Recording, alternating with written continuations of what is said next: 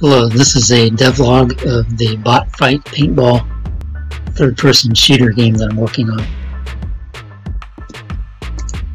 Now when you get to the end of the level, you're going to be given a choice. You can go to the end level, which is good if you only want to run this one level for your speedrun, or you can go to the next level if you want to run all the levels for your speedrun. Now I'm going to demo how the speedrun timer works.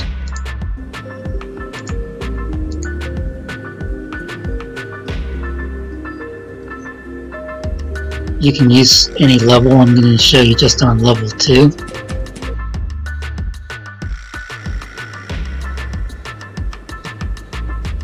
I put this trigger box in here to indicate that you're ending the level for testing purposes. Now this takes you to the end level, and then it shows the statistics board, and it shows you the level and true false, whether you finished the level or not, the start and the end time, and then the time it took you to finish the level, and then it gives you your high score. So you can take a screenshot of the end level, and this will prove your speed run and your high score in the game.